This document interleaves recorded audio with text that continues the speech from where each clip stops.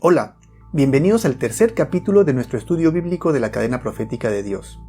En el capítulo anterior, al analizar al papado, vimos cómo este poder persiguió a los santos de Dios por más de un milenio, más exactamente por 1260 años, desde su nacimiento en el año 538 hasta el año 1798, cuando fue derrocado por Napoleón Bonaparte, y hasta se le llegó a dar por muerto, ¿recuerdan?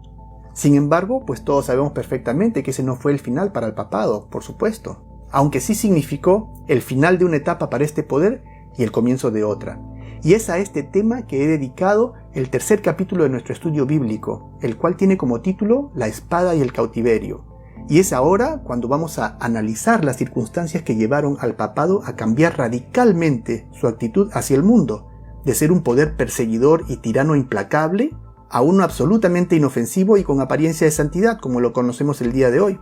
Y también conoceremos cuál va a ser el siguiente cambio radical de este poder, el cual va a experimentar en un futuro cercano, y el cual esta vez afectará profundamente no solamente a Europa y América, sino al mundo entero. Y es ahora cuando ya vamos a dejar de lado nuestro estudio del capítulo 7 del libro de Daniel que hemos estado llevando a cabo en estos dos últimos capítulos del estudio bíblico, y vamos a entrar de lleno al libro de Apocalipsis, este libro enigmático y misterioso de la Biblia que se las ha arreglado para captar la imaginación y la fascinación del mundo entero a lo largo de las edades. Vamos a entrar en particular al capítulo 13 del libro de Apocalipsis. Allí nos vamos a encontrar con profecías maravillosas, vamos a conocer a nuevas bestias o poderes políticos que entran en escena y vamos a llegar a conclusiones sorprendentes. Quiero aclarar que la comprensión del libro de Apocalipsis está supeditada a una comprensión previa del libro de Daniel. En el caso particular del capítulo 13 del libro de Apocalipsis está supeditado a la comprensión previa del capítulo 7 del libro de Daniel, lo cual ya hemos hecho en los dos capítulos anteriores de este estudio. Por eso yo quisiera instar a cualquier persona que está viendo este video y no haya visto los capítulos 1 y 2, que lo detenga y que vaya y vea los capítulos 1 y 2 en orden, que están en la descripción de este video, y luego vengan y continúen con este de acá. Y también le pediría, que no estaría de más, que lea de la misma Biblia el capítulo 13 del libro de Apocalipsis. Ahora, lo primero que queremos hacer es dar un repaso de los eslabones de nuestra cadena profética, comenzando por el primer reino que dominó la tierra del mundo antiguo en Mesopotamia, que fue en el 605 a.C. Este es el reino de Babilonia, 605 a 539 a.C., representado por el león con alas de águila, seguido por el imperio medo-persa, 539 a 331 a.C., representado por el oso que se levantaba de un lado más que del otro, y con 3 costillas en la boca. A este le siguió el reino de Grecia, del año 331 al 168 a.C., representado por el leopardo de 4 cabezas y 4 alas. A este le siguió Roma, 168 a.C. a 476 después de Cristo, bajo la faceta del Imperio Romano, representado por la bestia espantosa, a la cual le salieron 10 cuernos, que representan a los 10 reinos europeos que surgieron luego de su caída en el año 476 de nuestra era. Estos constituyen el quinto eslabón de nuestra cadena profética, luego de los cuales surgió este cuerno pequeño de entre ellos, el sexto eslabón de nuestra cadena, el cual pudimos determinar que representa al papado, dado que este es el único poder político religioso que satisface el perfil de las características mencionadas en Daniel capítulo 7. Porque así como el cuerno pequeño de Daniel capítulo 7, el papado surgió del cuarto reino, del Imperio Romano. Además, ¿el papado se levantó de entre los 10 primeros reinos europeos? Claro que sí. ¿Y se levantó después del establecimiento de los 10 reinos? Por supuesto. Los 10 reinos europeos surgieron a partir del año 476 y el papado surgió en el año 538. Además, ¿es un reino pequeño? De hecho que sí. ¿Y parece más grande que los otros reinos? También. ¿También es el papado diferente a los otros reinos? Por supuesto que sí. No tiene un rey como líder, ni un presidente, sino un obispo. Y por supuesto las otras características que saltan a la vista que convierten al Vaticano, al papado, en una nación única, diferente a todas en el mundo entero. Derribó a 3 de los primeros 10 reinos. ¿Recuerdan? A los herulos, a los ostrogodos, a los vándalos. Y es también un hombre que blasfema contra Dios, declarándose a sí mismo el vicario o representante de Dios y perdonando pecados, lo cual solamente puede hacer Dios. Claro que sí. Persiguió el papado a los santos de Dios, como pudimos revisar, con la Inquisición y de muchas otras maneras, al igual que el cuerno pequeño, por supuesto. el papado dominó a sus anchas por tiempos y medio tiempo, o 1260 años, verificado. Y como también pudimos ver, este poder también cambió los tiempos y la ley de Dios, como el día de reposo, el segundo mandamiento y todo lo que hemos verificado.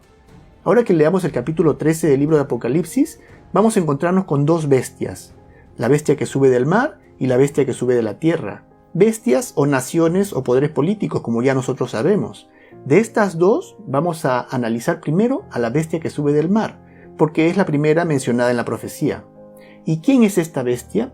Vamos a ver que la bestia que sube del mar es el mismo poder que el cuerno pequeño del libro de Daniel capítulo 7, el cual ya nosotros en el capítulo anterior hemos determinado fehacientemente que se trata del papado, donde su nombre de cuerno pequeño nos dio luz acerca de su origen romano, de cómo este reino comenzó muy pequeño, de entre los 10 primeros reinos europeos, y luego creció y creció hasta llegar a dominarlos a todos.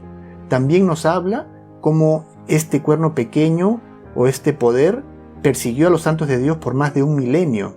Pero esta vez ya no se llama cuerno pequeño, sino se llama una bestia que sube del mar. Es una simbología diferente. ¿Por qué la Biblia hace eso? Muy sencillo, porque las diferentes simbologías que la Biblia da acerca de este poder nos ayudan a tener una comprensión más completa acerca de este poder enigmático que es el papado. Entonces comencemos leyendo los primeros 4 versículos del libro de Apocalipsis capítulo 13. Dice: Me paré sobre la arena del mar y vi subir del mar una bestia que tenía 7 cabezas y 10 cuernos, y en sus cuernos 7 diademas o coronas, y sobre sus cabezas un nombre blasfemo. Y la bestia que vi era semejante a un leopardo, y sus pies como de oso, y su boca como boca de león. Y el dragón le dio su poder y su trono y grande autoridad. Vi una de sus cabezas como herida de muerte, pero su herida mortal fue sanada. Y se maravilló toda la tierra en pos de la bestia, y adoraron al dragón que había dado autoridad a la bestia, y adoraron a la bestia, diciendo: ¿Quién como la bestia? ¿Y quién podrá luchar contra ella? Interesante y muy enigmático. Una bestia de 7 cabezas, dice, y 10 cuernos, y nos habla de otras varias características. Dice que tiene parte de oso, parte de leopardo, parte de león, y también se nos habla de un dragón. ¿No se nos hace un poco familiares estas figuras? Por supuesto, estas son las mismas figuras utilizadas en la profecía de Daniel capítulo 7. Por eso este es un ejemplo de cómo la comprensión del libro de Daniel capítulo 7 se constituye indispensable para la comprensión del libro de Apocalipsis capítulo 13. Porque leyendo esta profecía del libro de Apocalipsis capítulo 13 sin una comprensión de lo que habíamos visto en el libro de Daniel, se nos hace imposible tener una idea de a qué se refiere esta profecía. Y esta es la razón por la cual muchas personas le asignan las más inverosímiles identidades a la bestia que sube del mar. Pero nosotros no vamos a tener ese problema. Ahora, ¿qué nos dice que la bestia que sube del mar y el cuerno pequeño son la misma entidad que es el papado? Por varias razones. La Biblia nos dice que tanto la bestia que sube del mar como el cuerno pequeño están ubicados exactamente en el mismo eslabón de la cadena profética.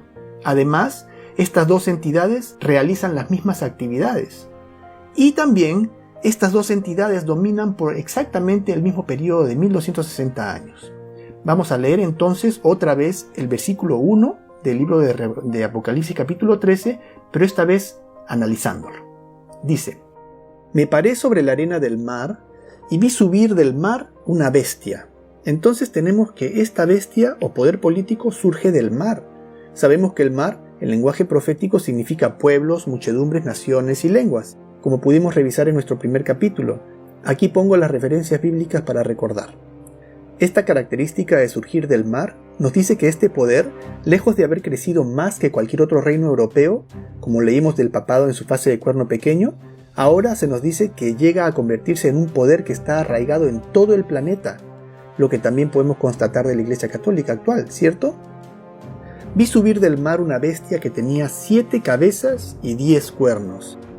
Y sabemos cuáles son estas cabezas, porque nos dice que esta bestia es semejante a un leopardo, que representa a Grecia, sus pies como pies de oso, Medo-Persia, y su boca como boca de león, Babilonia, y el dragón, Roma imperial, le dio su poder y su trono y grande autoridad. Aquí están mencionados los 5 reinos o poderes dominantes consecutivos que aparecen en Daniel capítulo 7. Entonces podemos inferir que cada cabeza de esta bestia corresponde a uno de estos poderes. Y la bestia recibió su poder y trono y grande autoridad de la cuarta bestia, como pudimos constatar en el capítulo anterior que ocurrió con el papado, que recibió el poder y el trono y la autoridad del Imperio Romano, del cual constituye su continuación, ¿recuerdan? Entonces podemos ver que el cuerno pequeño y esta bestia están ubicados en el mismo eslabón de la cadena profética, es decir, en el mismo tiempo histórico. Algo que podemos notar también es que aunque las cabezas son etapas consecutivas de la bestia, el orden de aparición de las primeras 3 bestias mencionadas está invertido en este pasaje, en comparación a su aparición en el capítulo 7 del libro de Daniel. Es decir, mientras en el capítulo 7 de Daniel el orden es león, oso, leopardo, dragón, en Apocalipsis aparece como dragón, leopardo, oso, león. Y la razón es muy clara, y es que en el tiempo de Daniel, 3 de los 4 reinos mencionados por él están en el futuro, pertenecen al futuro, mientras que en el tiempo del apóstol Juan, quien escribió el libro de Apocalipsis, las 3 primeras bestias pertenecen ya al pasado, y esta bestia que sube del mar está en el futuro. Pero aún nos faltan 2 cabezas de esta bestia. Sigamos leyendo. Vi una de sus cabezas como herida de muerte, pero su herida mortal fue sanada, y se maravilló toda la tierra en pos de la bestia. Aquí están las otras 2 cabezas. Dice que vio una de sus cabezas como herida de muerte, tiene que ser la cabeza número 6, y también dice que la herida mortal fue posteriormente sanada, la cual correspondería a la 7ª cabeza o a la última etapa de esta bestia o poder político religioso. Pero ¿por qué están aquí todas estas bestias del libro de Daniel juntas en una sola bestia? Voy a poner a mi hijo como ejemplo. Cuando lo veo con mi esposa al lado, ella me dice, se parece mucho a ti, tiene toda tu forma de cara. Y lo veo bien alto, como su abuelo. Además parece que ha sacado el carácter fuerte de su bisabuelo. Y así, etc.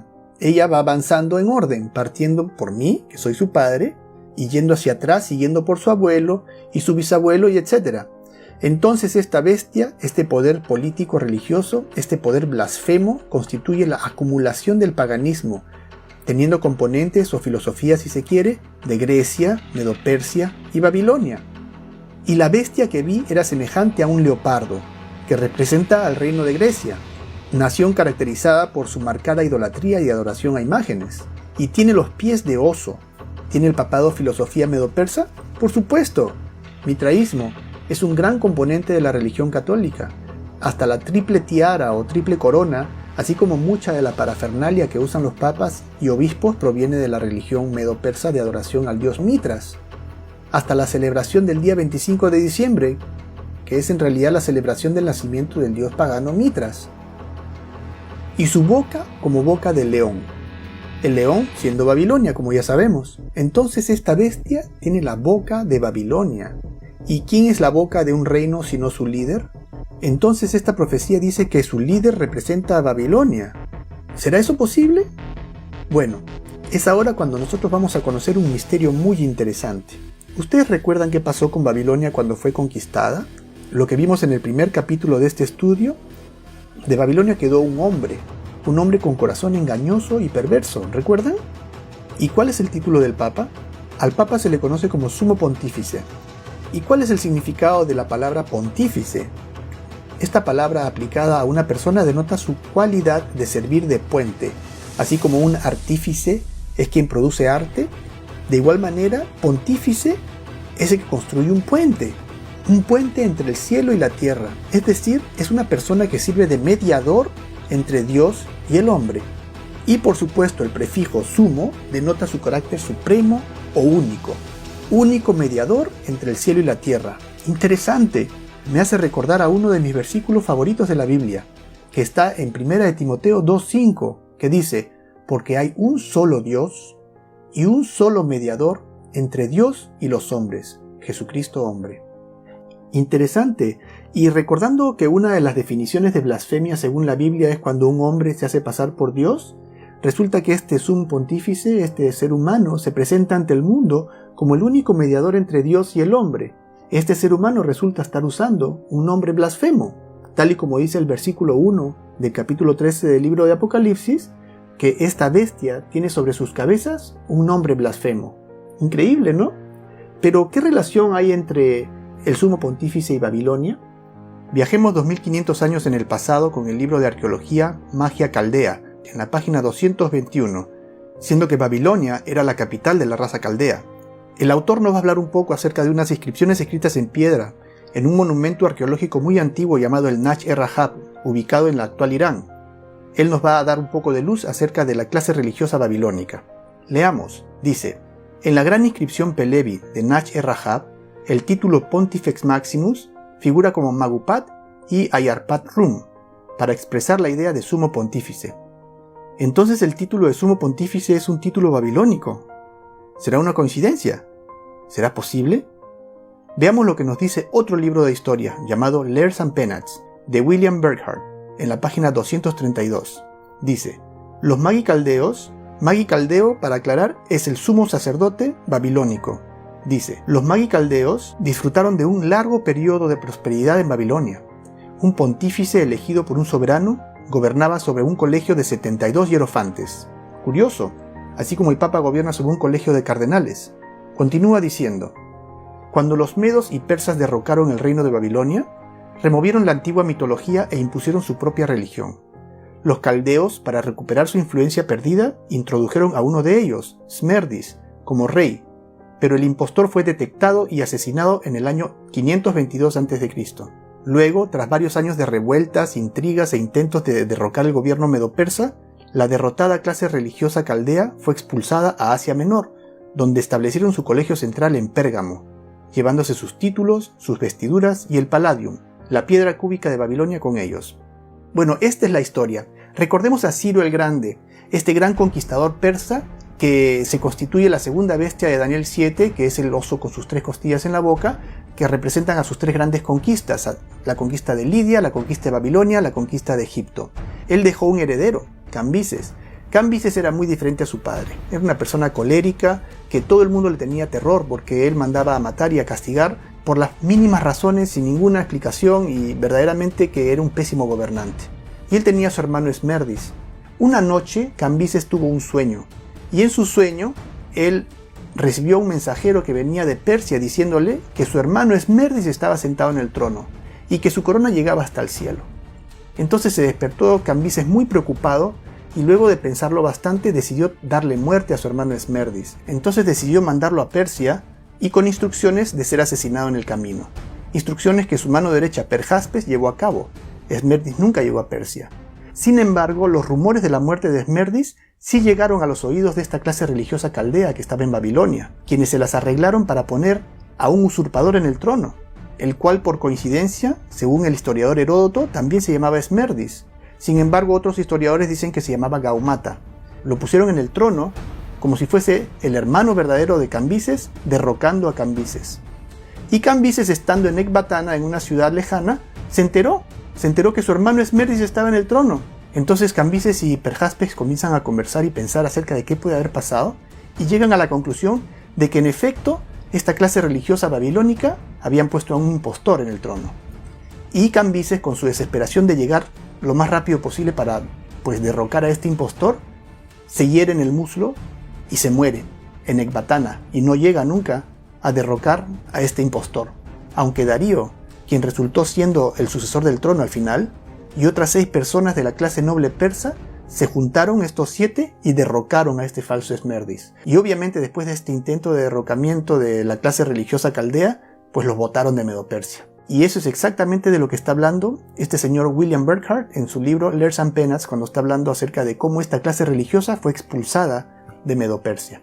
Este sumo pontífice babilónico y su clase religiosa, luego de esta larga y penosa pugna por tratar de imponer su religión babilónica en Medo-Persia y ser expulsado, aprendió una importante lección, y al arribar a Pérgamo, ya en lugar de tratar de llevar su religión a Pérgamo e imponer a sus baales y a sus dioses babilónicos, pues lo que hizo fue asimilarse a los dioses existentes. De esta manera, evitó otra vez sufrir el rechazo de la población y se ganó el favor popular, y no solamente el favor popular, sino también afianzó su poder político, que es lo que más quiere este ser humano, siendo en realidad el poder político su primer objetivo.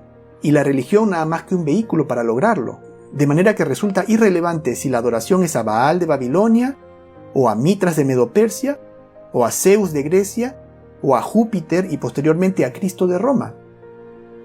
En el libro de Daniel 11:37 dice del rey del norte, refiriéndose al pontífice: del Dios de sus padres no hará caso, ni del amor de las mujeres, ni respetará a Dios alguno, porque sobre todo se engrandecerá. Y así fue como esta casta religiosa se estableció en Pérgamo, y con el tiempo lograron convertir esta ciudad en un poderoso reino, donde el sumo pontífice era a su vez rey, tal y como el Papa es el rey de la nación del Vaticano en el presente. Y así fue por muchos años, hasta que el último rey pontífice de Pérgamo, Attalus III, tras haber sido conquistado por Roma, cedió este título de sumo pontífice al emperador romano en el año 133 a.C., quien desde entonces llevó este título por más de 4 siglos, hasta que en el año 376, bajo la influencia del obispo Ambrosio, el emperador romano Graciano el Joven prohibió las ceremonias paganas en Roma y se negó a llevar el título de Pontifex Maximus o sumo pontífice por considerarlo incompatible con el cristianismo, y el título quedó vacante por muy poco tiempo, porque fue tomado casi de inmediato por el obispo de Roma Damasus en el año 379, hasta el día de hoy. Esta fue una maniobra política muy sencilla llevada a cabo por el obispo Ambrosio, el obispo de Milán en esa época. Para esta época, el Imperio Romano acababa de haber adoptado al cristianismo como su religión oficial, y había mucho entusiasmo entre los dirigentes. Entonces el obispo de Milán, Ambrosio, se acerca a Graciano el Joven, el emperador, y comienza a convencerlo poco a poco que deje el título de sumo pontífice porque pues era incompatible con el cristianismo. Era un título pagano que venía de Babilonia, entonces tenía que ser pues dejado de lado, ¿no? Si estamos en una nación cristiana. Sin embargo, graciosamente, muy poco después que el emperador Graciano deja el título, lo deja vacante, ¿quién lo recoge? Ni 3 años después, el obispo de Roma, Damasus, acoge el título de sumo pontífice y se lo pone a sí mismo. Desde ese momento hasta ahora, el Papa o el obispo de Roma lleva el título de sumo pontífice, este título pagano de Babilonia. Gracioso, ¿no? Entonces el sumo pontífice de hoy es en efecto el sucesor directo del sumo pontífice babilónico. Su título no es el mismo que el que nació en Babilonia hace más de 2500 años por pura coincidencia, sino que es el sucesor directo de un linaje milenario que representa el desafío del hombre a Dios. Y esta es la respuesta a la pregunta que formulamos en el primer capítulo del por qué, aunque la ciudad de Babilonia dejó de existir hace mucho tiempo, lo que vemos en la Biblia, particularmente en el libro de Apocalipsis, es que este poder simbolizado por Babilonia juega un rol central en varias de las historias narradas donde se habla de los eventos más importantes de los últimos días. Y la conclusión a la que podemos llegar es que esta Babilonia espiritual a la cual se refieren las profecías, la cual es el asiento del sumo pontífice, es Roma papal, donde aún en el presente y desde el principio se encuentra el asiento de aquel ser humano que usurpa el lugar de Dios, del anticristo. Porque tal como dice su nombre, sumo pontífice, único mediador entre Dios y el hombre, es el título de Cristo. Cristo es el único mediador entre Dios y el hombre según la Biblia. Sin embargo, este hombre dice, no, yo soy el único mediador entre Dios y el hombre. Entonces él usurpa el lugar de Cristo. Él es el anticristo. Entonces, como bien dice este versículo 2, esta bestia tiene características de Babilonia, de Medo-Persia, de Grecia, de Roma imperial, porque ha estado en todos estos lugares. Este sumo pontífice, esta clase religiosa, pasó de Babilonia a Medo-Persia, luego fue expulsada y migró a Pérgamo, que es Grecia, posteriormente pasó a Roma imperial, tomando elementos de paganismo de todos estos lugares, los cuales amalgama con elementos del cristianismo y sobre esta plataforma encuentra una poderosa base para ejercer presión social y política hasta el día de hoy. Y el hecho de tener la boca de león es muy significativo, porque nos dice que la boca de este reino, el cual es su líder, es el líder de Babilonia, el sumo pontífice. Y luego termina diciendo algo muy duro y temible, que el dragón le dio su poder y su trono y grande autoridad.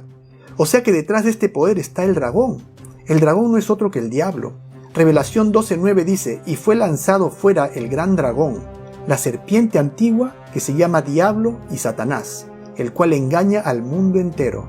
Satanás engaña al mundo entero, dice. El mundo entero vive engañado, pensando de una manera contraria a la realidad. En el mensaje de Jesús a la iglesia de Pérgamo, que encontramos en Revelación 2:13, dice: «Yo conozco tus obras, y dónde moras, donde está el trono de Satanás». En este versículo Jesús llama al trono del sumo pontífice en Pérgamo el trono de Satanás. Y cuando dice que el dragón dio su poder, su trono y grande autoridad, se está refiriendo a cómo este trono fue transferido de Roma imperial a Roma papal, el trono que antes Roma imperial recibió de Pérgamo, como la historia atestigua. Tras la sucesión de los Césares, vino la sucesión de los pontífices en Roma. Cuando Constantino salió de Roma, le dio su asiento al pontífice. Labianca, profesor de Historia, Universidad de Roma. Lo mismo encontramos en la profecía de 2 de Tesalonicenses capítulo 2, cuando habla del hombre de pecado, el hijo de perdición o el inicuo, los cuales son los nombres dados al Papa, donde inequívocamente declara que su advenimiento al mundo es por obra de Satanás. Solo hay 2 personas en la Biblia que han sido llamadas hijo de perdición. Uno de ellos es Judas Iscariote, quien era contado de entre los discípulos de Cristo, pero lo traicionó con un beso en la mejilla. Y el otro, de 2 de Tesalonicenses capítulo 2, que describe al anticristo. Este individuo, que también hace todo esfuerzo para ser contado como un discípulo de Cristo y traiciona a la iglesia de Cristo, ¿también con un beso en la mejilla? Fascinante. James Whaley escribió en su libro El papado en 1851. Está claro que el anticristo descrito por nuestro Señor y por su apóstol Juan ha de usar una máscara y profesar una cosa mientras hace otra. Él ingresará a la iglesia como Judas entró en el jardín, supuestamente para besar a su maestro, pero en realidad para traicionarlo. Él debe venir con palabras de paz en su boca, pero con guerra en su corazón. Él debe ser un falso Cristo, la semejanza de Cristo estampada en metal. Él debe ser una imitación de Cristo, una imitación cercana, inteligente y astuta, que engañará al mundo por siglos, excepto a aquellos que, enseñados por el Espíritu Santo, podrán ver a través del disfraz y detectar al enemigo bajo la máscara del amigo. Una descripción impecable del papado. ¿Pero el Papa lleva guerra en su corazón? ¿A qué podrá referirse esto? ¿Será que el Papa finge paz, pero en realidad hace guerra? Eso vamos a revisarlo en un capítulo próximo, donde hablaremos sobre las sociedades secretas y su relación con el papado. Porque se levantarán falsos cristos y falsos profetas, de tal manera que engañarán, si fuera posible, aún a los escogidos. ¿Significa que este poder engañará aún a los escogidos de Dios? Nada de eso. Cuando el versículo dice de tal manera, lo que quiere decir es que es un engaño en extremo refinado. Sin embargo, el versículo aclara que engañar a los escogidos no es posible. Es tan perfecto el atuendo del catolicismo que no se puede ver el núcleo de ocultismo escondido detrás de él. Entender esto es en extremo importante. ¿Quién realmente dirige al papado? ¿Quién es el Papa Negro? ¿Quién es Arturo Sosa Abascal? ¿Y cuál es su rol en el mundo actualmente? Tal parece que tenemos mucho de qué hablar, ¿ah? Vamos a saltearnos el versículo 3 y 4 para revisar otras razones por las cuales podemos afirmar que la bestia que sube del mar es la misma entidad que el cuerno pequeño. Ya pudimos confirmar que ambos poderes se encuentran situados en el mismo eslabón de la cadena profética, lo cual en sí ya es una razón de peso para relacionarlos. Sin embargo, además de eso, ambos poderes tienen las mismas características. Podemos ver que, como el cuerno pequeño, esta bestia también tiene una boca que habla grandes cosas y blasfemias. Además, hizo guerra contra los santos de Dios, que son las mismas cosas que hizo el cuerno pequeño. Y también, en el versículo 5, dice que este poder ejerció su autoridad tiránica contra los santos de Dios por exactamente el mismo número de años. Aunque en este caso, estos 1260 años literales o días proféticos, en vez de ser mencionados en forma de tiempo y tiempos y medio tiempo, los 3 años y medio proféticos son mencionados en forma de 42 meses, que como vimos antes, son otra manera de computar los mismos 3 años y medio proféticos. También tenemos otra característica que ambas comparten, lo que se refiere a querer cambiar los tiempos y la ley, pero esta característica la vamos a estudiar en más detalle en el próximo capítulo, cuando hablemos de la marca de la bestia. Entonces otra vez nos quedamos sin candidatos, dado que a la luz de la evidencia, solamente el papado cumple con todas estas características. Concluimos que el cuerno pequeño y la bestia que sube del mar son el mismo poder, el cual es el papado. Y esto lo vamos a colocar también en nuestra roca, que ya habíamos utilizado en el capítulo anterior, donde pusimos que el cuerno pequeño es el papado. Acá también vamos a poner la bestia que sube del mar es el papado. Además, en el versículo 7 dice que se le dio autoridad sobre toda tribu, pueblo, lengua y nación. Esta es una declaración profética que nos dice que este sistema llega a controlar ¿cuánto del mundo? el mundo entero, todo. El Papa Bonifacio VIII, en su bula Unam Sanctam, declaró: el pontífice romano juzga a todos los hombres, pero él no es juzgado por nadie. Declaramos, afirmamos, definimos y pronunciamos: estar sujeto al pontífice romano es para toda criatura completamente necesario para la salvación. Que lo que se dijo de Cristo, tú has sometido todas las cosas bajo tus pies, bien puede ser verificado de mí. Tengo la autoridad del Rey de Reyes, soy todo y sobre todo, tanto que Dios mismo y yo, el vicario de Dios, tenemos una misma consistencia. Y puedo hacer todo lo que Dios puede hacer. ¿Qué pues puedes hacer de mí, sino Dios? ¡Qué palabrotas, ah! ¡Qué megalomanía! Estos señores dicen tener la autoridad de Rey de Reyes sobre todos los reinos del mundo. Y la tienen, como veremos. Definimos que la Santa Sede Apostólica y el Pontífice Romano tienen la primacía ¿sobre cuánto del mundo? Sobre el mundo entero. Los más sagrados concilios, volumen 13. Todo el poder temporal es suyo, el dominio, la jurisdicción y el gobierno de toda la tierra es su derecho divino. Todos los gobernantes de la tierra son sus súbditos y deben someterse a él. Concilio de Trento. Aquí tenemos una declaración muy interesante. El versículo 3 dice: vi una de sus cabezas como herida de muerte, pero su herida mortal fue sanada. Y se maravillaron algunos en la tierra en pos de la bestia. ¿Dice eso? No, no dice eso, dice se maravilló toda la tierra en pos de la bestia. Ahora, notemos que dice que una de sus cabezas estaba como herida de muerte. Otras traducciones de este versículo dicen parecía estar herida de muerte. Ahora, una pregunta. ¿Hay una diferencia clara entre estar como herida o parecer tener una herida y tener una herida, sí o no? Claro que sí. Entonces parecía haber sido herida, pero tal vez fue un engaño. Tal vez copió a Jesucristo, porque si este sistema es anticristo, en el lugar de Cristo, él sigue todo el concepto. Este sistema se ha puesto a sí mismo como el mediador. Este sistema perdona pecados. Este sistema otorga una nueva oportunidad de vida. Este sistema abre las puertas del cielo y del infierno. Entonces ¿no sería disparatado pensar que este sistema también quiere experimentar una muerte y por supuesto una resurrección? Porque es una falsificación de Cristo. ¿Y cuántos años proféticos predicó, entre comillas, este poder antes de haber sido muerto? 3,5 años proféticos, ¿cierto? Tiempo y tiempos y medio tiempo, ¿recuerdan? ¿Y cuánto tiempo duró el ministerio de Jesucristo en la tierra antes de sufrir la muerte y resurrección? Fue también 3 años y medio. Entonces, ¿es o no es un sistema anticristo? Una historia fascinante. Entonces a una cabeza o a una faceta de esta bestia aparentemente le llegó su hora. Así como al cuerno pequeño, también aquí tenemos una herida de muerte. Es la etapa en la cual el papado cae herido de muerte. Recordemos que en el año 1798, el final de los 1260 años de dominación tiránica del papado sobre Europa y América se cumplió cuando el general Berthier derrocó al papado, declaró la república y desterró al papa. Recordemos este evento. El reverendo Joseph Rickaby, en su libro The Modern Papacy, o El papado moderno, escribe: Berthier entró en Roma el 10 de febrero de 1798 y proclamó una república. La mitad de Europa pensó que el veto de Napoleón sería obedecido y que junto con el Papa, el papado estaba muerto.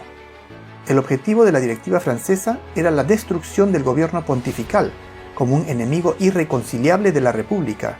Ellos instaron a su general a retirar al Papa y a sus cardenales fuera de Roma.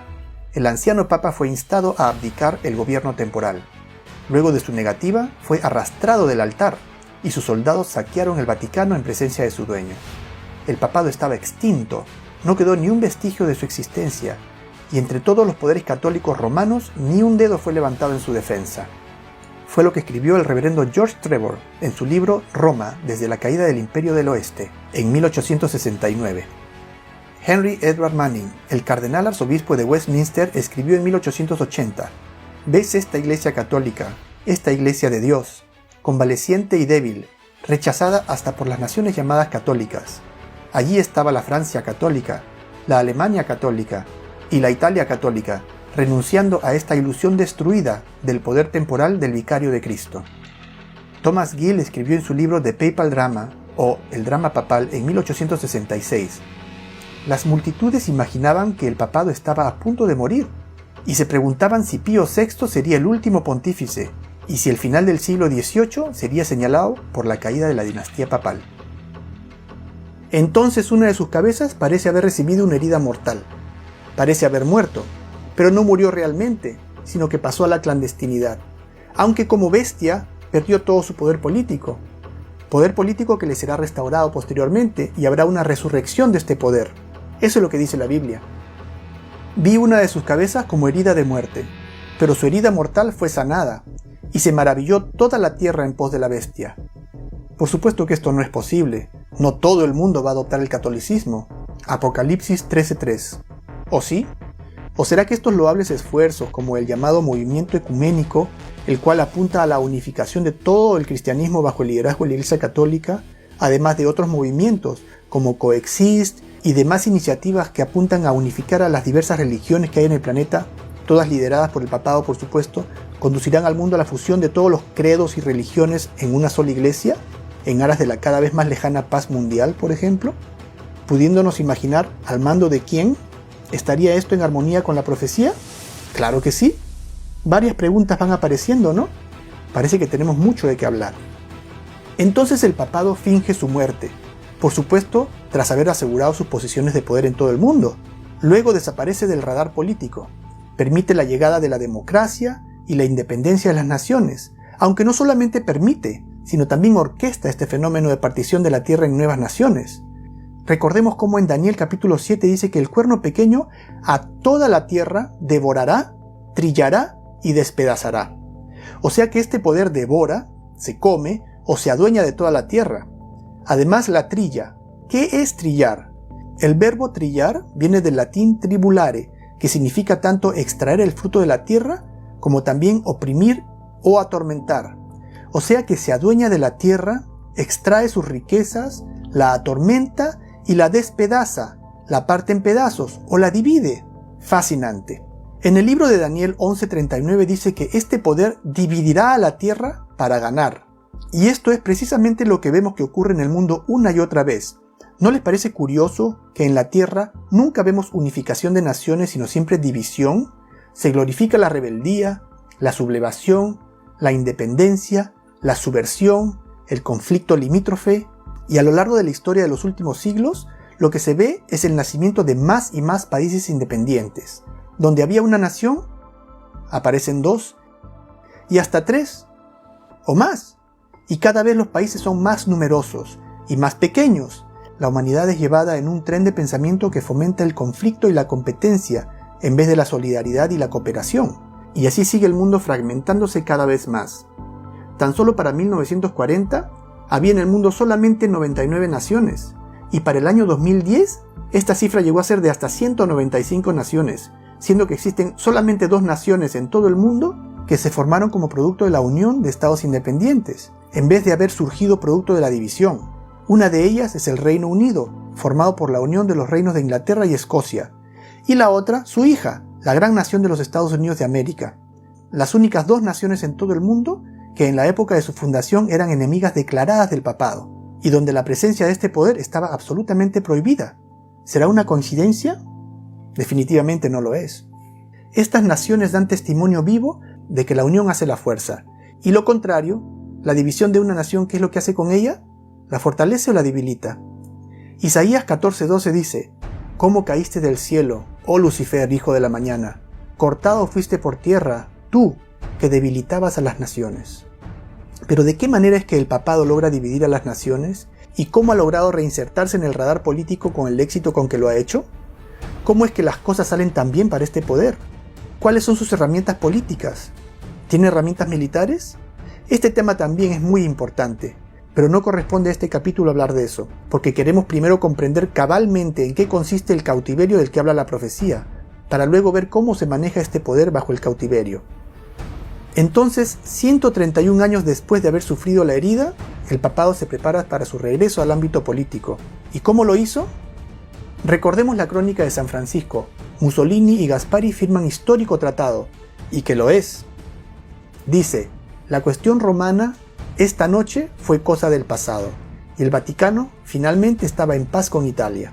Continúa diciendo: al colocar los autógrafos en el documento memorable que sanó la herida, interesante el lenguaje, se mostró cordialidad extrema por ambas partes. Esto fue publicado el 11 de febrero de 1929, el día de la firma del Tratado de Letrán, mediante el cual le fue devuelto el poder político al papado, devolviéndole su territorio, reconociendo al Vaticano como una nación independiente dentro de la misma Italia. Y por supuesto dándole la oportunidad de un nuevo comienzo, de reinventarse de acuerdo a este nuevo mundo libre. Pero su herida estaba lejos de ser sanada. Este fue tan solo el principio de aquella sanación. Veamos lo que dice la historia. El pacto o tratado de Letrán del 11 de febrero de 1929 proporcionó el reconocimiento mutuo entre el entonces Reino de Italia y la Santa Sede. El pacto fue negociado entre el cardenal y secretario de Estado Pietro Gasparri en nombre de la Santa Sede. Lógicamente que el Vaticano, como las otras naciones, debe tener su secretario de Estado. Y Benito Mussolini, el líder fascista y primer ministro italiano. Interesante. Un hito histórico y profético que sin duda pasó desapercibido por casi todo el mundo. Hacía más de 130 años que el mundo existía sin un papado. Nadie lo conocía. Y por supuesto la gente, sin tener idea de las cosas, presenció esta ceremonia más que nada con indiferencia. ¿Qué tanto puede significar para nadie el devolverle al papado una nación de menos de 1 kilómetro cuadrado? Revelación 13:7 dice: también se le dio autoridad sobre toda tribu, pueblo, lengua y nación. Eso asusta. Roma llega a tener control sobre el mundo entero. ¿Llegó este pequeño comienzo a culminar en una tremenda expansión de poder como la Biblia predice? ¿En que todas las naciones del mundo eventualmente voltearán a Roma buscando liderazgo? Entonces es un poder religioso, universal, que controla la conciencia del mundo entero. Un poder religioso y secular universal, con estatus político y con estatus religioso. Y Roma es el único poder en el planeta que califica. Y adoraron al dragón. Entonces quien sigue a este sistema de religión, sin saberlo, lo que está haciendo realmente es adorar a Satanás, al dragón, que había dado autoridad a esta bestia. Porque este es un engaño. Jesucristo ha sido reemplazado por un sistema anticristo, algo en el lugar de Cristo, y adoran a la bestia. Entonces la bestia recibe adoración, y así como Jesucristo es hijo de Dios Padre, aquí también tenemos un tipo de relación padre-hijo entre el dragón o el diablo y la bestia. Y los pobladores de la tierra dicen: ¿quién como la bestia? ¿Y quién podrá luchar contra ella? Entonces esta bestia no solamente es adorada, sino también temida, porque el versículo dice que el mundo entero se maravilla con su poder, y entretiene la intención de combatirla, pero se ve incapaz de hacerlo. Esto significa que una vez que la herida mortal es completamente sanada, esta bestia volverá a tener la misma actitud temeraria del pasado. En la segunda carta a los Tesalonicenses capítulo 2, cuando habla del hombre de pecado, dice: inicuo cuyo advenimiento es por obra de Satanás, con gran poder, el poder dado por el dragón, y señales y prodigios mentirosos, y con todo engaño de iniquidad para los que se pierden. Aquí menciona el engaño del cual estamos hablando, pero este engaño no es para todos, es solo para los que se pierden. ¿Y quiénes son los que se pierden? ¿Y por qué se pierden? Sigamos leyendo. Dice: por cuanto no recibieron el amor de la verdad para ser salvos. Esto está más claro. Entonces, los que no reciben el amor de la verdad son los que se pierden. Pero ¿cuál es el amor de la verdad? Cuando leemos en la Biblia, en Juan 14:6, encontramos que Jesucristo dice: yo soy el camino, la verdad y la vida. Nadie viene al Padre sino por mí. Entonces los que no reciben, o en otras palabras, los que rechazan el amor de Jesucristo, esos caerán en este engaño. Eso es lo que dice. Y en los versículos 11 y 12 del primer capítulo del Evangelio de Juan dice: a los suyos vino, y los suyos no le recibieron, hablando de cómo los judíos no lo recibieron. Mas a todos los que le recibieron, a los que creen en su nombre, no en cualquiera que se las da de Dios, les dio potestad de ser hechos hijos de Dios. Entonces quienes no reciben el amor de Jesucristo caerán en el engaño. Pero los que reciben a Jesucristo serán salvos. Ellos verán el engaño. Eso está diciendo. Otra vez en 2 Tesalonicenses capítulo 2 termina diciendo: a fin de que sean condenados todos los que no creyeron a la verdad, o a Cristo, sino que se complacieron en la injusticia. Entonces lo veo claro como el agua. Tenemos a dos redentores, uno verdadero y un impostor. Quien busca al verdadero encuentra la salvación. Pero quien se contenta con la falsificación, pues no recibe nada, porque se contentó con la injusticia. En Mateo 7:8 Jesús dice, el que busca, encuentra. Pero el que no busca, si no se contenta con lo que tiene enfrente, ¿encuentra? No, se pierde. ¿Tiene sentido, no? Y abrió su boca en blasfemias contra Dios, para blasfemar de su nombre, de su tabernáculo y de los que moran en el cielo. Este poder blasfema contra Dios, cambia su ley, sus estatutos, como pudimos ver en el capítulo anterior, blasfema contra Cristo, llamándose a sí mismo sumo pontífice, único mediador entre Dios y el hombre. Una de las cosas que me molestaba mucho cuando yo iba a misa era esta parte al comienzo de la misa cuando todos nos ponemos de pie y recitamos juntos el credo, en donde hay una parte del credo donde dice, por eso ruego a Santa María siempre Virgen, a los santos, a los ángeles y a ustedes hermanos que intercedan por mí ante Dios nuestro Señor. Y yo decía, pero ¿perdón? En la Biblia dice que Jesucristo es el único mediador entre Dios y el hombre. ¿Cómo puede ser que yo le pido a la Virgen, a los ángeles, a los muertos, a mis amigos, al perro, al gato, y Jesús no? Pero Jesús es el único mediador entre Dios y el hombre. ¿Acaso Jesús necesita ayuda? ¿No es Jesús suficiente? Jesús se ganó el título de Redentor y de mediador entre Dios y el hombre en la cruz, con su sangre. Es una injusticia muy grande quitarle su título de Redentor a Jesús, de mediador. Y la adoraron todos los moradores de la tierra, cuyos nombres no estaban escritos en el libro de la vida del Cordero que fue inmolado desde el principio del mundo. Aquí repite lo mismo que acabamos de leer en 2 Tesalonicenses capítulo 2 de otra manera. Dice que no todos adorarán a la bestia, sino todos cuyos nombres no están escritos en el libro de la vida de Jesús, quien es el Cordero. Aquellos que, como dice el apóstol Pablo, no aceptaron a Cristo, ellos serán engañados. Es un filtro, pues. Entonces, ¿no creen que es importante que los hombres y mujeres católicos, muchos de ellos, puedo atestiguar, que son verdaderamente devotos y fieles a Dios según la única doctrina que conocen, sepan que si ellos continúan en este sistema y a sabiendas cooperan con él, que están en realidad adorando al dragón? Yo estuve muy contento cuando me enteré de esto.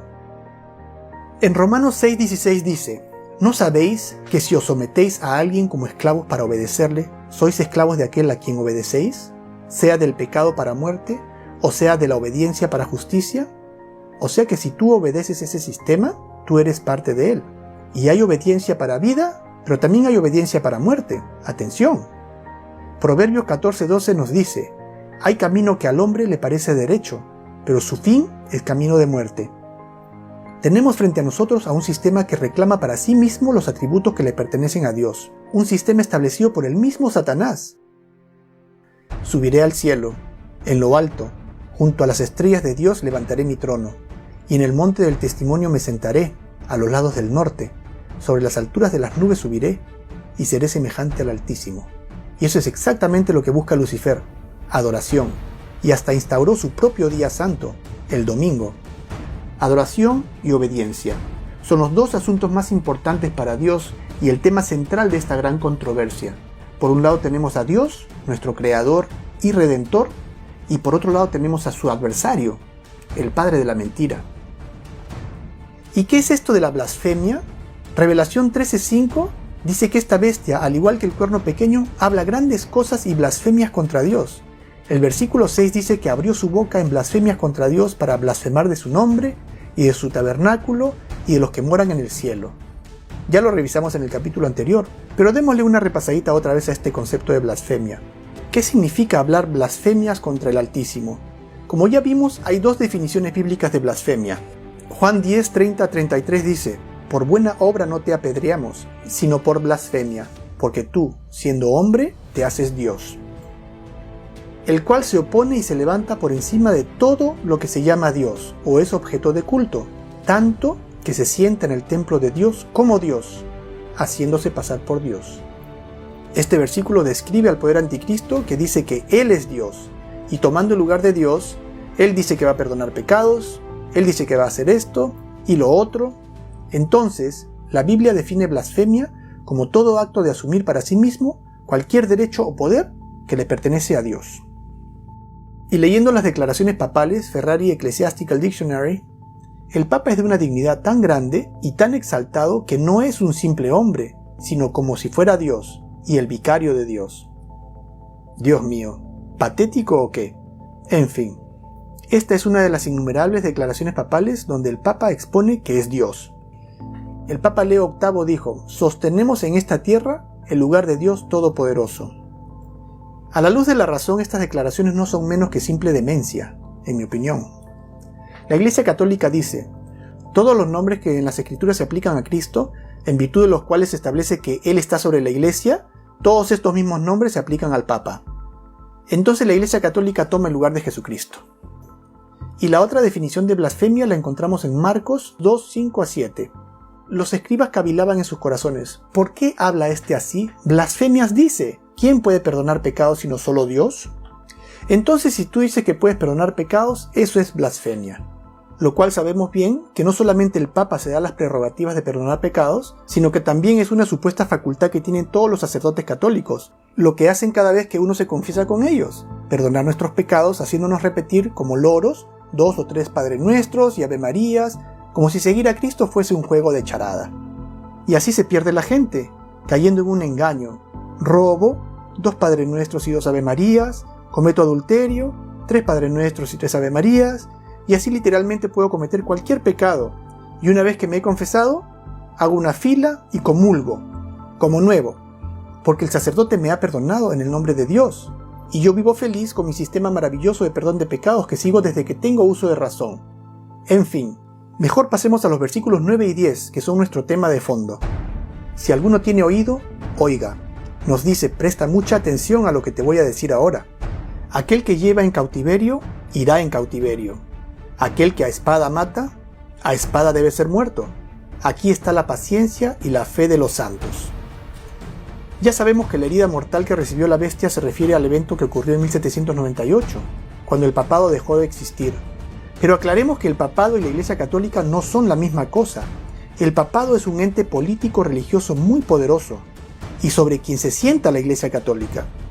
Ahora, quien recibió la herida mortal no fue la Iglesia Católica, sino fue el papado en su aspecto político, el cual fue completamente aniquilado. Sin embargo, ¿las puertas de las iglesias se cerraron? ¿O los niños dejaron de ser bautizados? ¿O la gente dejó de atender misa? Por supuesto que no. Las puertas de las iglesias no se cerraron, porque esta herida mortal afectó solamente al papado en su aspecto político. Ahora, cuando uno lee el versículo 10 en el contexto del capítulo, uno ve que así como el papado llevó en cautiverio, tendría que ir en cautiverio, y de la misma manera que mató a espada debería ser muerto. Pero ¿a qué se refiere este cautiverio y esta espada bajo los cuales tendría que sucumbir el papado? Comprender esto es de extrema importancia. Leamos lo que nos dice el cardenal Henry Edward en su libro El poder temporal del vicario de Jesucristo. Sus palabras nos van a ayudar mucho a comprender esta profecía.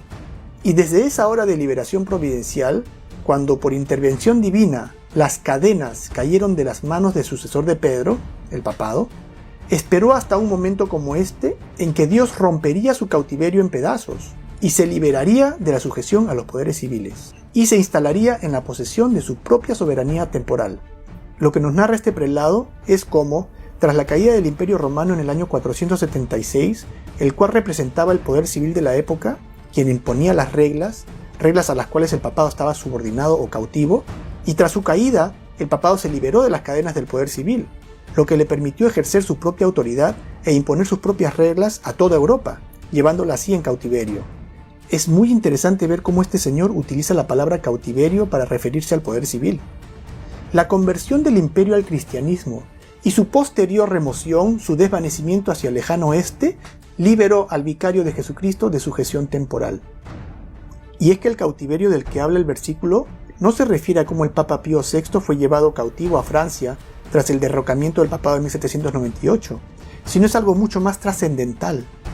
El cautiverio se refiere a la sujeción a los poderes civiles, y es que el papado fue derrocado en un momento histórico muy particular, un desenlace de aquello que nació más de 250 años antes, más exactamente el 31 de octubre de 1517, cuando un monje católico llamado Martín Lutero decidió desafiar al temible papado, rechazando públicamente sus doctrinas, lo cual para ese entonces no era nada menos que un suicidio. dado que todo aquel que hiciera algo así era indudablemente llevado a la muerte, lo que había ya ocurrido innumerables veces en el pasado, y lo que era de ocurrir otra vez, cuando, una vez excomulgado por la Iglesia Católica, Martín Lutero fue llamado a comparecer ante el emperador Carlos V en el tribunal llamado la Dieta de Worms, al cual Lutero se presentó del 16 al 18 de abril de 1521, donde hizo una valiente defensa de sus creencias con las siguientes palabras: a menos que esté convencido mediante el testimonio de las Escrituras, o por razones evidentes, ya que no confío en el Papa ni en su concilio, debido a que ellos han errado continuamente y se han contradicho, me mantengo firme en las Escrituras a las que he adoptado como mi guía. Mi conciencia es prisionera de la palabra de Dios, y no puedo ni quiero revocar nada, reconociendo que no es seguro o correcto actuar contra la conciencia. No puedo proceder de otra manera. Heme aquí, que Dios me ayude. Amén. Aunque a pesar de su brillante exposición, aún así Lutero fue condenado a muerte. Sin embargo, no se le tomó preso en el momento por contar con un salvoconducto otorgado por el mismo emperador Carlos V, a pedido del príncipe Federico III, o Federico el Sabio, el elector de Sajonia, quien puso sobre sus hombros la labor de proteger a Lutero.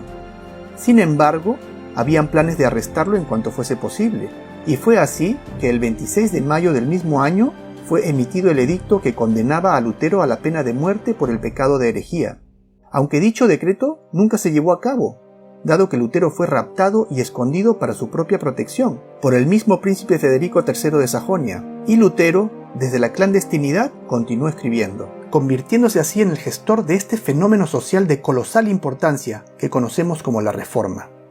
Sus enseñanzas corrieron por toda Alemania como un fuego incontrolable, y pronto hallaron eco en Francia, Inglaterra, Bohemia y por todo el resto de Europa.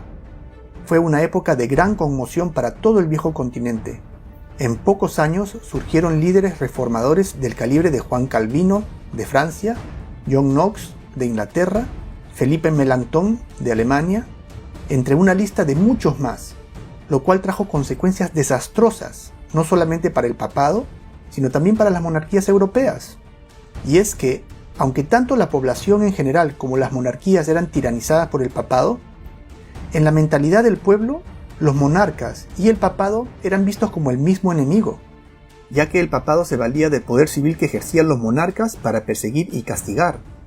Y al haberse Lutero convertido en la primera persona hasta la fecha, que a pesar de haber sido excomulgado por la Iglesia, y más aún de haber sido condenado a muerte por el poder civil, no obstante continuara su labor de protesta desde la clandestinidad, Lutero no solamente desafió y humilló al tan temido Papa Leo X, sino también a la autoridad del emperador Carlos V.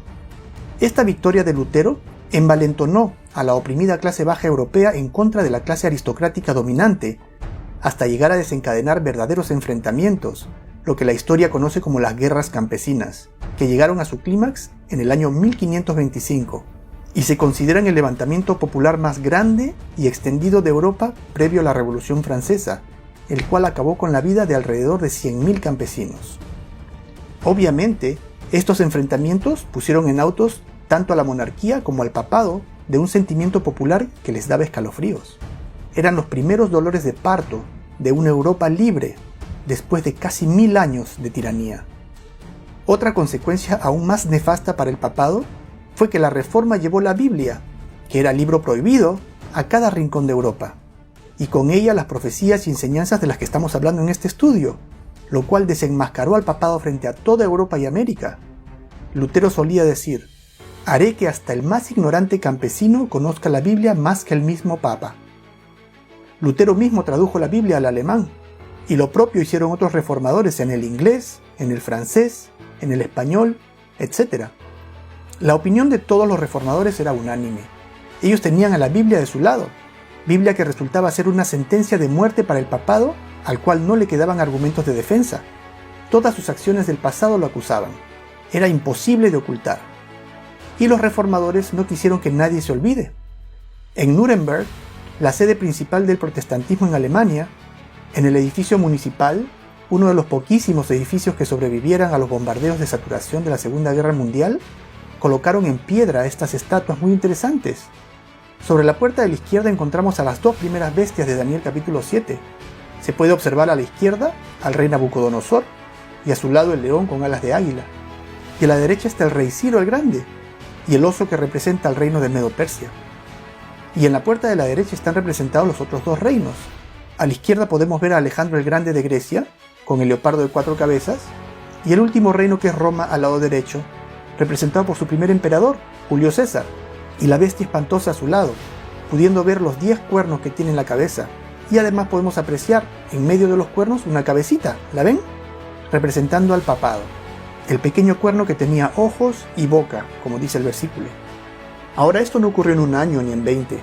Esta es una situación que se fue dando a partir del año 1517 y por los próximos 250 años. Europa y América fueron creciendo y creciendo en el conocimiento de las Escrituras, y la Reforma fue dando sus frutos, a tal punto que ya casi todos conocían bastante bien al papado. El estudio de la Biblia se convirtió en la pasión de la academia de esta naciente Europa libre, y el mundo se benefició con estudios bíblicos imponentes y llenos de sabiduría. Grandes libros como Historia Eclesiástica de John Lawrence Mosheim o Historia del Papado de Ranks llenaron de luz y conocimiento a esta era de eruditos. Y muchos otros, como el historiador británico Walter Walsh, el estudioso de profecía francés-suizo Jean Herlimer d'Avenue, y hasta el mismo Isaac Newton, cuyos exhaustivos estudios acerca de los misterios de la vida no solo incluyeron ciencia, sino también profecía bíblica, los cuales contribuyeron mucho al desarrollo espiritual de la iglesia de esta época. Ahora, ¿será que Roma se resignó a perder el poder político que tenía sobre las naciones y se conformó con presenciar cómo se derrumbaba su imperio sin mover un dedo? ¿O será que se preparó cuidadosamente durante esos 250 años para este desenlace, de manera que su poder político no fuese realmente afectado? Pues Roma no estaba dispuesta a ceder ni un centímetro de su poder. La guerra ya había sido declarada ese mismo 31 de octubre de 1517, y no había tiempo que perder. El 15 de agosto de 1534 fue fundada la Orden Jesuita, el órgano del papado cuyo primordial objetivo fue y es la contrarreforma, o contrarrestar el efecto que la reforma causaba en el mundo. Esta orden religiosa era mucho más que eso. Tras la fachada de piedad se escondía una organización de características únicas. Napoleón Bonaparte la describió con las siguientes palabras: los jesuitas son una organización militar, no una orden religiosa. Su jefe es un general de una armada, no un mero padre abad de algún monasterio, y el objetivo de esta organización es poder. Poder en su ejercicio más despótico, poder absoluto, poder universal, poder para controlar el mundo para la voluntad de un solo hombre. Jesuitismo es el más absoluto de los despotismos y al mismo tiempo el más grande y enorme de los abusos. El general jesuita insiste en ser maestro soberano sobre el soberano. Donde sea que los jesuitas son admitidos, ellos serán los maestros a cualquier costo. Su sociedad es por naturaleza dictatorial, y por consiguiente es el enemigo irreconciliable de la autoridad constituida. Todo acto, todo crimen, por muy atroz que sea, es un trabajo meritorio, si es cometido por el interés de la sociedad de los jesuitas, o por la orden de su general. Esto lo escribió Napoleón Bonaparte, quien fue el instrumento utilizado por los jesuitas para llevar a cabo esta fingida muerte del papado en 1798. Él debe haber sabido bien de lo que estaba hablando, ¿no creen? Yo creo que sí. Conocer bien a la orden jesuita es fundamental para poder entender la magnitud y el alcance del poder que el papado ejerce sobre el mundo, dado que esta polifacética organización es profundamente instrumental en literalmente todos los ámbitos de la sociedad. La naturaleza de esta orden religiosa con tinte militar, su interacción con el papado y lo que la Biblia tiene que decir acerca de ellos es muy pero muy interesante, y de esto hablaremos con más detenimiento en un capítulo próximo. Entonces las cartas estaban sobre la mesa.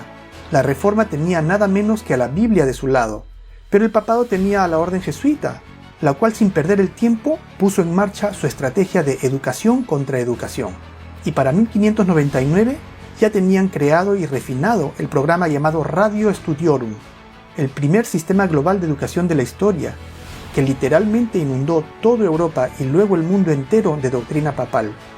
El papado utilizó una vasta fortuna en la construcción de cientos de espléndidas universidades, colegios, teatros, editoriales y demás medios dirigidos a las clases alta y media alta, desde donde se dedicaron a establecer fuertes lazos, no solamente con las esferas de influencia de las distintas sociedades, sino también en los varios campos de la comunidad académica, corporativa, política, etc.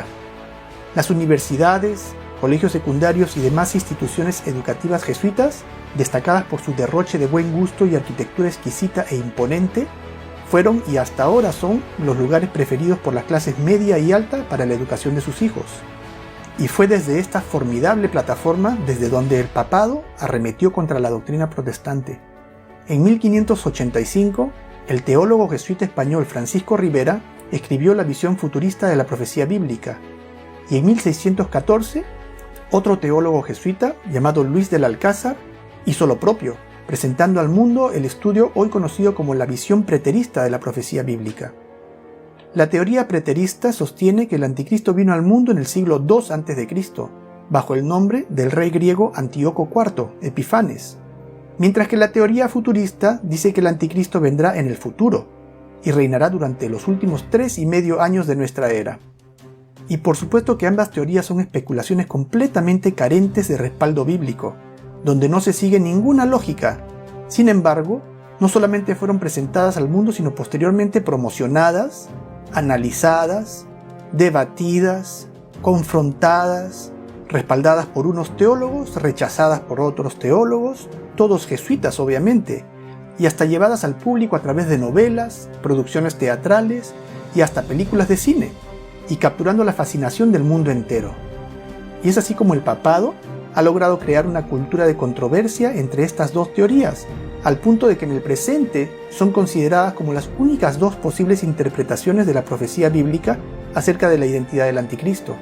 Y una mitad del mundo cree una de estas teorías, mientras que la otra mitad cree la otra, incluyendo a las propias iglesias protestantes, tristemente.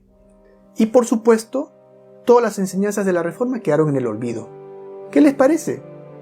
Interesante ver cómo funciona la maquinaria del engaño de la cual habla la profecía que estamos estudiando, ¿no? Es en verdad una historia por demás interesante. Sin embargo, la profecía también dice que no todos fueron engañados.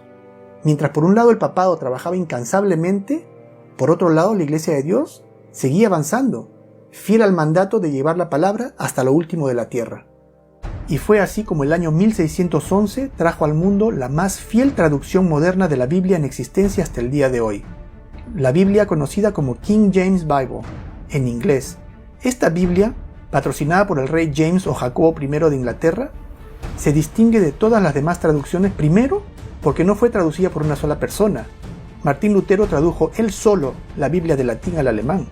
Juan Calvino hizo lo propio en su idioma natal francés, así como William Tyndale al idioma inglés, y etc. Lo cual hasta el presente es el caso, donde todas las otras Biblias hoy disponibles son traducciones hechas por una o dos personas. Por el contrario, esta versión King James fue traducida por una corte de expertos y eruditos del más alto nivel, escogidos de entre la crema de la comunidad académica británica. Y no solamente se valieron de un manuscrito original o dos como los demás, sino que en este caso se valieron de una recopilación de 5.000 manuscritos del Nuevo Testamento que sobrevivieron a los años de persecución y prohibición, los cuales son conocidos como el Textus Receptus.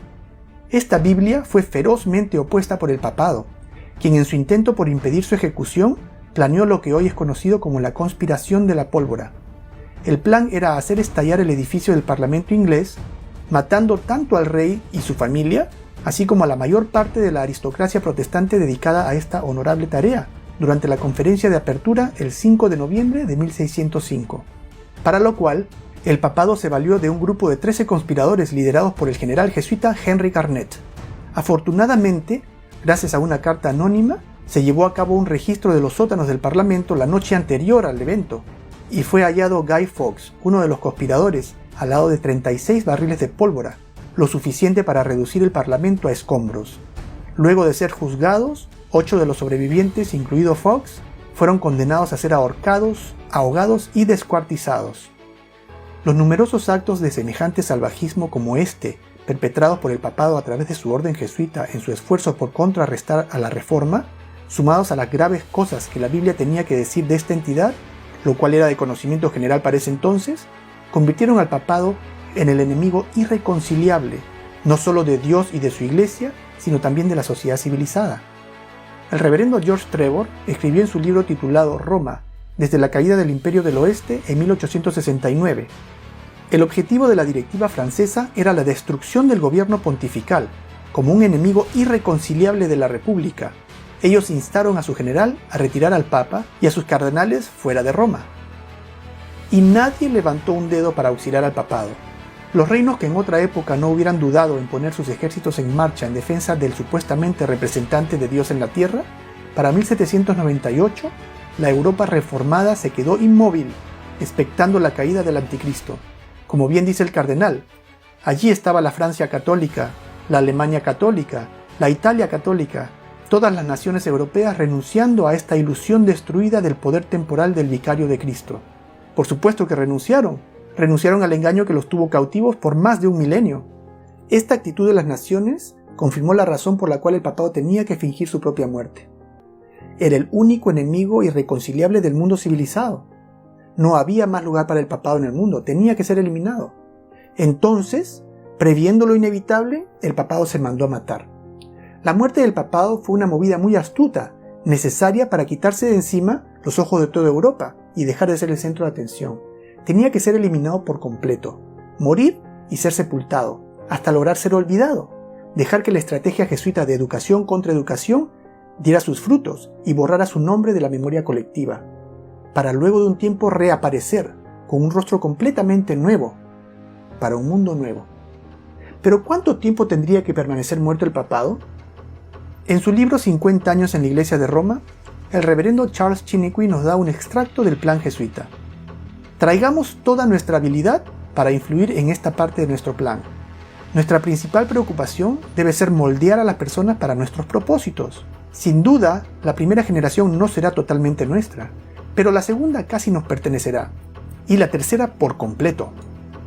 Según este plan, 3 generaciones serían suficientes para, a través de diversos medios, revertir lo ocurrido con la Reforma. ¿Y cuánto tiempo de vacaciones se tomó el papado para regresar al mapa político? 131 años. Y parece que fue suficiente, ¿cierto? Ya esa imagen de un pontífice imponente y autoritario, vestido espléndidamente y usando los colores de la realeza, pertenecen a un pasado que para nada convenía evocar. Un nuevo papado estaba planeado, esta vez con un velo de santidad y pasividad, un papa inofensivo y frágil, vestido de blanco como una ovejita, y de rostro dulce para un mundo nuevo, a una nueva era para la humanidad, la era de la democracia moderna, la era del nacimiento del mundo libre, de los países con leyes sobre libertad de pensamiento y de religión, donde se supone que no hay lugar para persecuciones ni ejecuciones arbitrarias, donde no hay lugar para un papado tirano, y donde todos, incluso el rey, o presidente en este caso, están cautivos a la justicia. Incluso el papado es cautivo a la justicia. Y si este es el cautiverio del cual habla el versículo, entonces la herida mortal aún no ha sido sanada, porque en el presente el papado aún es cautivo al poder civil. Al menos eso es lo que podemos ver. Y es así como Roma otra vez se reinventa, otra vez muta, buscando mantener su dominio, pero esta vez bajo las nuevas reglas de la democracia. De cualquier manera, según la Biblia, esta aparente pérdida de poder cambiará, y la bestia regresará a su postura tiránica tal y como fue en el pasado, dando lugar a la 7ª cabeza de la bestia. Entonces este papado, que llevó en cautiverio a todas las naciones a las cuales sujetó bajo sus leyes, ahora él será sujetado bajo las leyes de las naciones. ¿Y qué podemos decir de la espada bajo la cual dice el versículo que sucumbirá el papado? El versículo dice que el papado será muerto con la misma espada con la que mató. Entonces la pregunta sería, ¿cuál es la espada que usó el papado para matar? Leamos Romanos capítulo 13 versículos 1 al 4 para ayudarnos a comprender el significado de la espada que mató al papado. Dice, sométase toda persona a las autoridades superiores, porque no hay autoridad sino de parte de Dios, y las que hay por Dios han sido establecidas, de modo que quien se opone a la autoridad, a lo establecido por Dios resiste, y los que resisten acarrean condenación para sí mismos, porque los magistrados no están para infundir temor al que hace el bien, sino al malo. ¿Quieres, pues, no temer a la autoridad? Haz lo bueno, y tendrás alabanza de ella, porque es servidor de Dios para tu bien. Pero si haces lo malo, teme, porque no en vano lleva la espada, pues es servidor de Dios, vengador para castigar al que hace lo malo. Y así como el cautiverio del cual habla el versículo se refiere al cautiverio del papado al poder civil, la espada mencionada por este mismo versículo también se refiere al poder civil, ya que como recordaremos, el papado nunca tuvo un ejército propio, y se valió de la espada del poder civil de las naciones europeas para hacer guerra contra los santos y vencerlos. Ahora, este mismo poder civil en la forma del ejército francés es quien dará la estocada mortal al papado. Ejército francés que paradójicamente fue el primero en dar su espada en favor del papado en el siglo VI. Volvamos entonces a leer el versículo 10 y luego leeremos el versículo reemplazando la palabra cautiverio y espada según nuestra interpretación. Dice: aquel que lleve en cautiverio irá en cautiverio. Aquel que a espada mata, a espada debe ser muerto. Lo cual, traducido de acuerdo a la interpretación que le hemos podido dar, diría: aquel que sujetó a las naciones bajo sus reglas, bajo las reglas de las naciones será sujetado. Aquel que mató valiéndose del poder civil de los pueblos, ahora por este mismo poder civil debe ser muerto. ¿Hace sentido? Sí, ¿verdad? Entonces ahora podemos colocar 2 eslabones más a nuestra cadena profética, y al mismo tiempo contaremos las cabezas de la bestia de 7 cabezas, que comenzó con el reino de Babilonia, el león con alas de águila, 605 al 539 a.C., la primera de las 7 cabezas, el cual fue seguido por el imperio medo-persa, 539 a 331 a.C., representado por el oso, y la segunda cabeza, seguido por el reino de Grecia, 331 a 168 a.C., representado por el leopardo. Este es la tercera cabeza de la bestia. A este le siguió Roma, representada por una bestia espantosa, con sus 5 fases, siendo Roma imperial su primera fase. Luego a esta bestia le salieron 10 cuernos, los cuales son los 10 reinos europeos que surgieron de ella luego de su caída en el año 476. Estos constituyen el 5.º eslabón de nuestra cadena profética. Sin embargo, no son contados como una de las 7 cabezas de la bestia, aunque son parte de ella, porque la bestia de Apocalipsis 13 tiene 7 cabezas y 10 cuernos, y es porque los reinos europeos nunca fueron cabeza de la bestia, sino que fueron y hasta ahora son sus ayudantes, el medio que utiliza la bestia para ejercer su poder. Luego surgió este cuerno pequeño de entre ellos. Este es el 6.º eslabón de la cadena y la 5.ª cabeza de la bestia, el cual representa al papado, quien dominó a sus anchas por un periodo de 1260 años, y hemos podido llegar hasta el año 1798, cuando este poder político sufrió una herida mortal, representado por el papado actual. Este es el 7.º eslabón de nuestra cadena profética, el cual también es la 6.ª cabeza de la bestia de 7 cabezas. La cabeza como herida de muerte es la etapa del papado en la cual éste está sometido a los poderes civiles, el cual es el tiempo presente. Y el 8.º eslabón de nuestra cadena profética corresponde a la 7.ª cabeza de la bestia, la cual representa la fase en la cual el papado recobra todo su poder político y regresa a ser un poder tirano y perseguidor. Pregunto ahora, ¿piensan ustedes que vendrá el tiempo en el cual el papado recupere su poder y sea sanado de su herida mortal? El versículo 3 nos afirma que su herida mortal fue sanada. ¿Y se maravillaron unos cuantos en la tierra? No. Se maravilló toda la tierra en pos de la bestia. Se volcó toda la tierra en admiración, en adoración y en temor hacia el papado, porque los habitantes de la tierra dicen: ¿quién como la bestia? ¿Y quién podrá contra ella? Aunque ciertamente esto sería imposible, no después de lo que la Reforma o la Iglesia Protestante expuso acerca del papado en años pasados, ¿cierto? Aunque, ¿cuántos protestantes tienen este conocimiento el día de hoy? ¿Cuántas iglesias protestantes reconocen al papado de la manera como está expuesto en la Biblia según estamos revisando? Las iglesias protestantes de hoy han olvidado por completo todo lo que sus fundadores pensaban acerca del papado y de estas profecías. Y los grandes reformadores del presente, como Joel Osteen, Rick Warren, Kenneth Copeland y demás, son íntimos amigos del papado y muy entusiastas colaboradores del movimiento ecuménico que busca la reunificación del catolicismo y las iglesias protestantes, ahora protestantes de nombre nada más.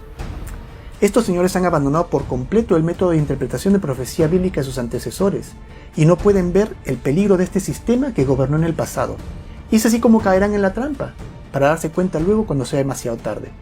Si Martín Lutero o Juan Calvino pudieran ver en lo que nos hemos convertido, lo que estamos viviendo, no podrían ni reconocer a las iglesias que resultaron del protestantismo que ellos fundaron. Es insólito ver cómo el papado, luego de haber sido plenamente identificado no solo como el asiento del anticristo bíblico, lo cual es gravísimo, sino también como el enemigo irreconciliable de la humanidad hace no tanto tiempo, lo cual también es gravísimo, a tal punto de haber tenido que fingir su propia muerte para poder huir de tan infame reputación, en el presente es una estrella de rock. Sin embargo, conociendo todo el esfuerzo invertido por el papado a través de su orden jesuita para lograr este objetivo, de lo cual solamente hemos rasgado la superficie, lejos de parecernos insólito, nos parece simplemente el resultado de un plan bien ejecutado, que ha logrado convertir al papado en lo que todos estamos acostumbrados a pensar de él. Es todo lo bueno, todo lo puro, un pedacito del cielo en la tierra, ¿o no? Es ahora mismo la institución más distinguida y respetada de toda la tierra, con sus papas ocupando las primeras planas no solamente en publicaciones periodísticas, políticas, sociales, y hablamos por supuesto de las más reputables del medio, y hasta las revistas dedicadas a las celebridades se lavan la boca para colocar los elogios más sublimes imaginables, y haciendo los titulares más glamorosos y llenos de admiración. Sin duda es algo muy insólito, un fenómeno que sería inexplicable. El Papa en la actualidad es el ser humano más celebrado y con más exposición al público en el mundo entero. No existe publicación de renombre que no haya hecho titulares y portadas acerca de él. Obviamente, nadie espera ver una noticia negativa o en tono desagradable acerca del Papa. Y a pesar de los eventuales escándalos que puede atravesar el Vaticano, el Papa en sí mismo es prácticamente intocable por la media. Ya estamos acostumbrados a ver cómo uno tras otro los papas son nombrados Man of the Year, el hombre del año, por los líderes de la comunicación. Se hacen grandes películas acerca de ellos, con títulos de los más sublimes, como este que se llama Papa Juan Pablo I, la sonrisa de Dios. Del Papa Juan Pablo II se han hecho hasta ahora un total de 12 películas. Los papas son los únicos seres humanos sobre los cuales no es raro que se hagan películas biográficas en vida. El actual Papa Francisco ya lleva hasta ahora 3 películas biográficas, además de 3 libros biográficos, los cuales por supuesto son traducidos a todos los idiomas prevalentes. Y si queremos hablar de pompa, tenemos que mencionar el funeral del Papa Juan Pablo II, el evento más televisado en la historia de la humanidad, además de haber sido por demás glamoroso y haber contado con la presencia de lo más distinguido de las esferas políticas del planeta. Sea cual sea la nación a la cual el Papa decida ir a visitar, su recibimiento es un suceso de lo más solemne y lleno de gozo, un derroche de emoción envuelto en un ambiente de solemnidad y santidad sin paralelo. Las preparaciones son con años de anticipación. A mí me tocó ir a ver al Papa Juan Pablo II cuando niño, y puedo atestiguar que el ambiente que se vivía era de gran alegría y fascinación, comparable con absolutamente ningún otro suceso religioso. Recuerdo bien cómo yo mismo temblaba de emoción hasta las lágrimas, y no solo yo, sino el océano de gente que junto conmigo se agolpaba, conformándonos con tan solo verlo, aunque sea desde muy lejos. Y este es el nuevo rostro del papado, uno cuyo papa es ahora el mensajero de la paz, ya no un líder despótico recluido en su palacio imperial, sino un hombre rodeado de un halo de santidad que peregrina de nación en nación llevando un mensaje de paz, de amor y de solidaridad a toda la tierra. Pregunto, ¿no será que el papado realmente ha cambiado? Digo, los tiempos cambian. Tal vez esta institución ha enmendado su propósito. ¿Será?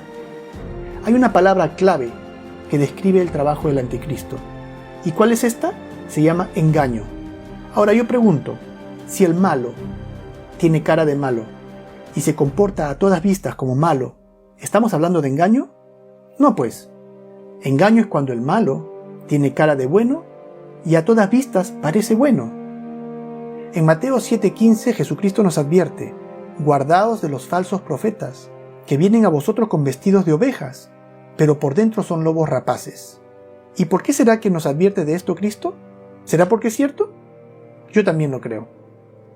BBC, el 2 de abril del 2005, escribió, el Papa fue el único en ser un evangelista mundial. Podía visitar todas las religiones, el Islam, el judaísmo, preparó un camino para un nuevo orden mundial religioso. Pero el papado hace un poco más que solamente visitar las otras religiones. Este sistema no solamente se contenta con tener el control político global, sino también quiere tener a todas las religiones del mundo en la palma de su mano. De hecho, Juan Pablo II fue el que tuvo la iniciativa de impulsar esta unificación global de las religiones, lo que la BBC llama el nuevo orden mundial religioso. Ahora yo pregunto, ¿cómo podemos unificar la verdad con el error? Digo, ¿no es Jesucristo el único camino de salvación? ¿Y si el judaísmo rechaza a Cristo, el Islam degrada a Cristo, el budismo ni siquiera considera su existencia, ¿en qué consistiría este nuevo orden mundial religioso? ¿Cómo funcionaría esta unificación de todas las iglesias? En el programa de Larry King, Tras el fallecimiento del Papa Juan Pablo II, el 2 de abril de 2005, el líder protestante Billy Graham declaró: Juan Pablo II fue el líder moral del mundo. La revista Newsweek afirma: bajo el mando de Juan Pablo II, quien ayudó a derribar la cortina de hierro, la Santa Sede ganó más influencia política de la que había disfrutado desde su renacimiento. ¿Podemos ver la herida mortal sanándose? ¿Y cómo la influencia política que tuviera durante esos 1260 años está regresando? El profeta ve el correr del tiempo, un poder recibiendo una herida mortal y resucitando, como anticristo, emulando a Cristo y teniendo dominio sobre todo el mundo antes de la venida de Cristo. Ahora, luego de todo lo que hemos visto, lo cual verdaderamente resulta perturbador darse cuenta y abrir los ojos a una realidad que verdaderamente pasa desapercibida para todos aquellos que no conocemos la palabra de Dios, yo pregunto, ¿cuál debería ser nuestra actitud frente a esta situación?